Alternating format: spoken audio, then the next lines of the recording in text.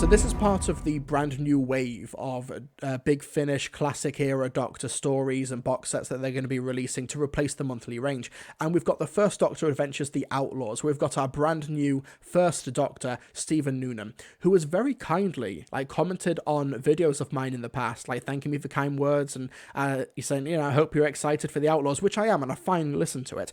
And Stephen, if you are watching this video right up front, right off the bat, hit me up on my email address, and we shall we'll figure it out. Well, because we had a back and forth in the comment section saying that he'd love to come on stream one time or do a pre-recorded chat. Email me, we'll figure something out. It'd be lovely to have you on stream and talk about The Outlaws or becoming the first Doctor or anything else Doctor Who. The ball is in your court, basically, Stephen. Thank you so much. But one reason I was really excited for this box set was not just because of the new first Doctor, but also because of Lauren Cornelius, who had a terrific debut as Dodo in The Secrets of Det Sen, which was a brilliant first Doctor story last year with Peter Purves, who plays Stephen Taylor, who also played the first Doctor in that story. And Dodo is basically now redeemed as a classic series character.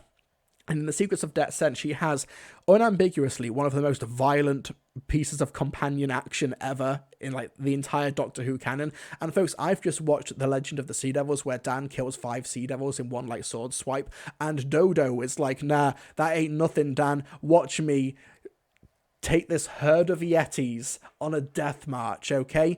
But yeah, so make sure to listen to The Secrets of Det Sen. But here we've got The Outlaws, which really focuses on some of the historical settings, shall we say. The first story is The Outlaws, written by Elizabeth Miles. The second one is The Miniaturist, written by Lizzie Hopley. They're 4 parts and 2 parts respectively, but The Miniaturist, both those episodes are 40 to 30 minutes long. It might as well have been a 4-parter in terms of length, but that's neither here nor there.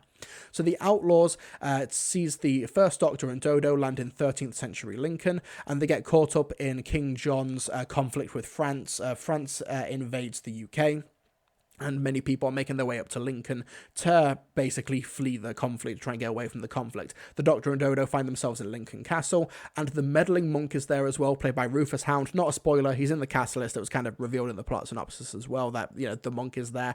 This is my first ever monk story for Big Finish. I've bought a few of them, but I've not listened to them yet. But Rufus Hound, a riot, a hoot as the meddling monk. So much fun. He's really great there. But yeah, in terms of the interplay between Stephen Noonan and Lauren Cornelius as the new first Doctor and Dodo, honestly, they hit it off the bat immediately. I really, really loved the interplay in The Outlaws. Let's take a listen real quick. We're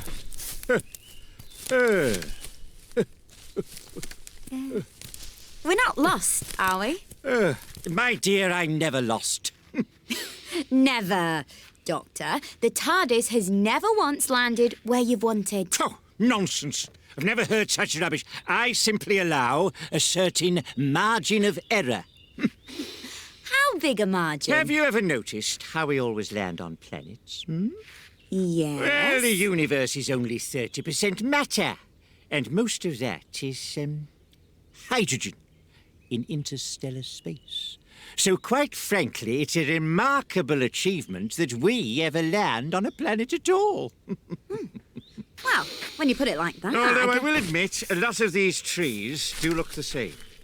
We may have gone slightly off course, but I think this direction is. I'm sure this is east. Now come along, child.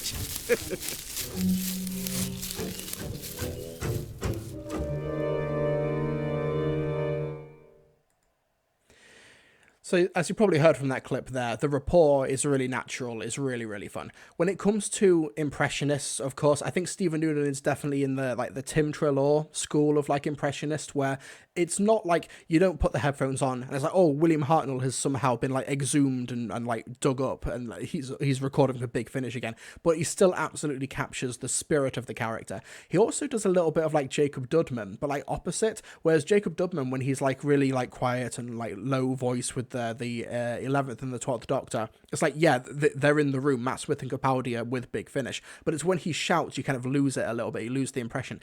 For Stephen Noonan, when he's loud, grumpy, shouty first Doctor, it's whoa, William Hartnell is back, and it's brilliant. I love listening to the behind the scenes interviews as well for this release, where Stephen Noonan's talking about listening to listening to Bill Hartnell interviews from the 60s and how he did put on a voice for the first Doctor, or for the Doctor. He put on a voice, a different, like, it wasn't just him naturally speaking. It was a real top to bottom performance from Hartnell, and Stephen Noonan picked up on that. He listened to some surviving interview clips from there's a behind the scenes featurette, like a behind the scenes feature on a DVD. I think it's of the 10th Planet, where there's a surviving theatre interview clip of William Hartnell, and there's also a Desert Island Discs, like a Desert Island music interview from the 50s or 60s with William Hartnell as well, which informed the research process. I think Stephen Noonan does an impeccably good job. I think he does really, really good as the first Doctor, and I could listen. I look forward to what he's got next. I hope that he does more. Now, Big Finish have confirmed that David Bradley has not been ruled out of future releases. If you have a preference, or if you just really, really want to support David Bradley's portrayal as William Hartnell of the First Doctor, that's fine. He's not going anywhere as far as Big Finish is concerned. But in terms of the stories, the first one, The Outlaws, is a really fun historical romp.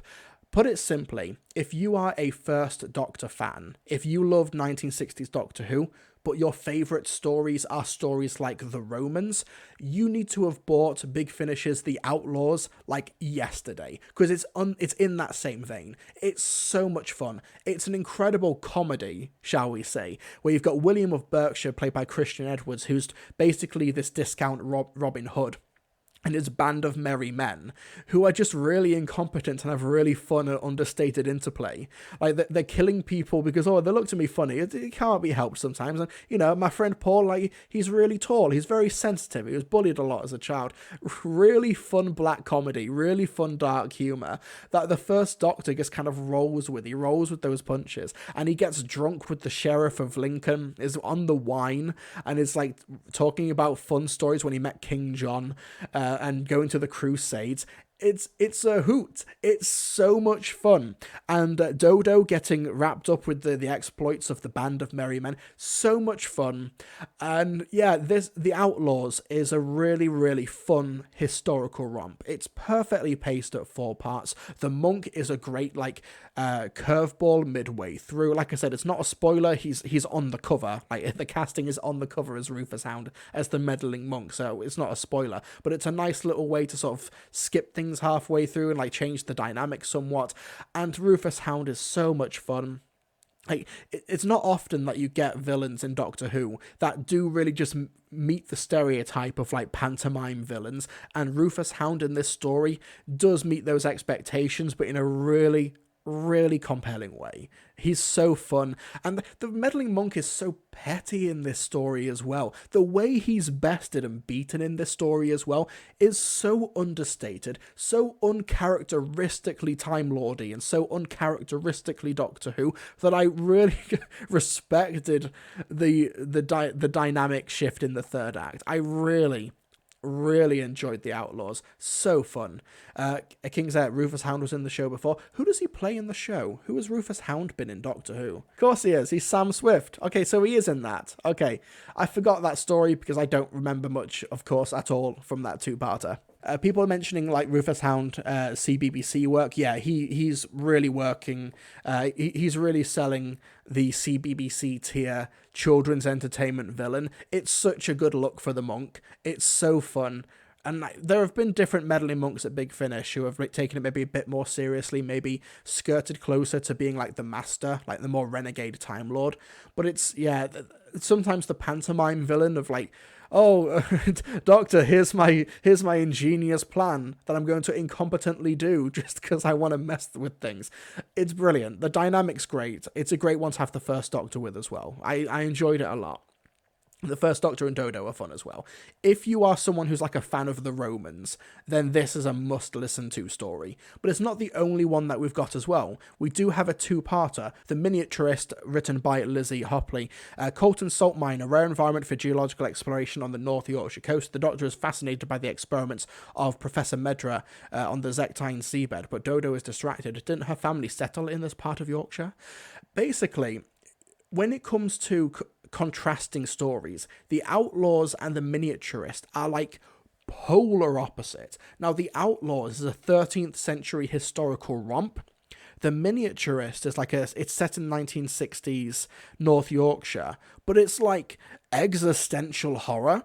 It feels something like Big Finish's early days, like the more experimental stuff, like, Zagreus, like Scherzo, like The Whispers of Terror, where you get this really complex, sympathetic villain, played by Annette Badland. I say villain, the Miniaturist, played by Annette Badland, where, she is sympathetic, but she's like this almost existential type of threat that you don't expect a Doctor like the First Doctor to deal with. Aidan Woodhead, the Miniaturist, had some proper deep themes in this. Absolutely. Like, The Outlaws is like the equivalent of like the Next Doctor, if we're going for comparisons of like the revived series.